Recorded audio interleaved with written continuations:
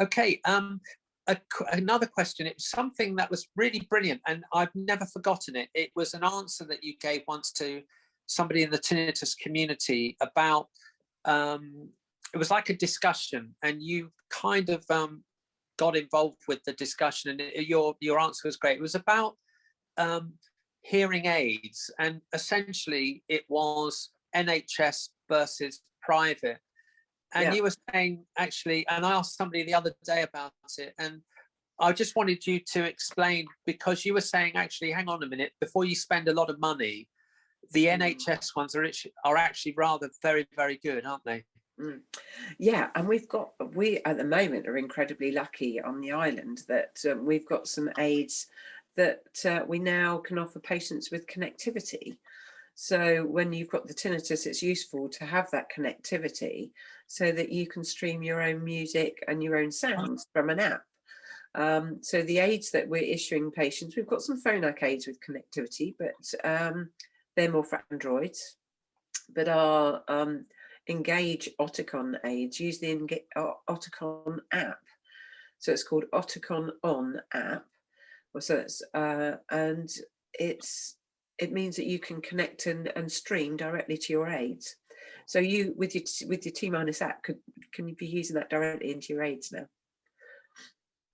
Wow, that's superb. Absolutely. Yeah, so why would you? Okay, if you want to go cosmetic and you want something more cosmetically pleasing, go private. Absolutely, if that's what you want to do, and that's going to give you the confidence to wear hearing aids and manage things better, go for it if you can afford it. But if you can't afford it, there's still some excellent hearing aids on the NHS. Now, ours are battery operated still at the moment, but they will, so these are Bluetooth connectivity basically now, but they will eventually go to being rechargeable. We do have them for our children now to be rechargeable. So they will come in, and eventually we'll also be able to program them while you're at home.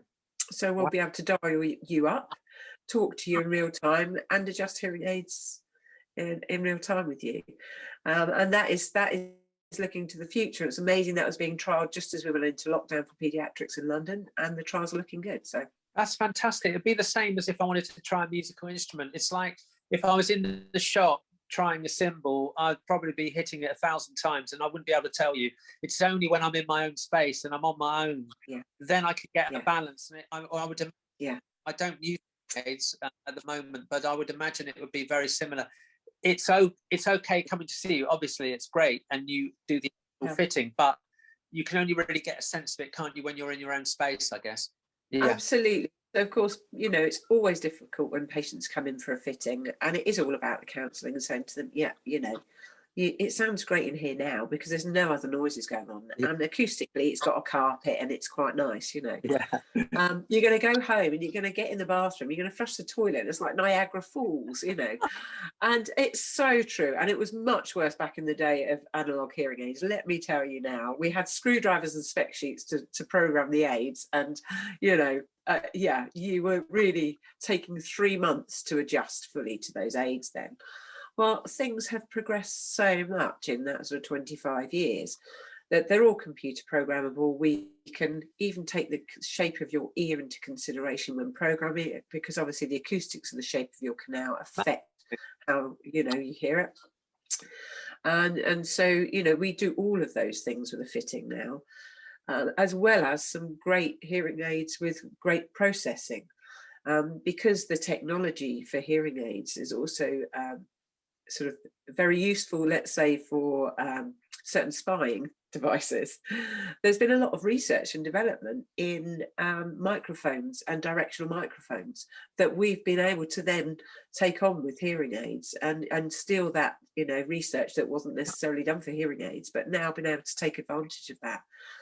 So you'll find now with newer aids, as you progress, and you'll end up, everyone progresses on to the next aid and the next aid eventually. We can't do everyone at once. That you're getting a better speech clarity with still hearing lots of background noise, but it being less obtrusive, which is really key, because one of the problems we have when we lose our hearing is we lose the ability to filter sound, usually before we lose our hearing. So we lose the ability to hear speech in noise. And that often happens because that's the outer hair cells of the cochlea, and they go before the inner ones start to go. So we tend to lose our ability to hear speech and noise first, and then we get a hearing loss. It just compounds it. Well, we've lost those hair cells. We can't replace them. So a hearing aid is great. It amplifies, fills in the missing gaps, but it can't do that job, which is the filtering. But good hearing aid technology now is making it so much easier for people to be able to learn to filter those sounds, because you can train your brain. Your brain is quite plastic, and you can train it to do lots of things, given time and persistence. So the key with hearing aids is being persistent. You wear it all day, every day. You don't take it out because you sat indoors. You wear it all day, and you train your brain to what is the normal level, and you will get on with it.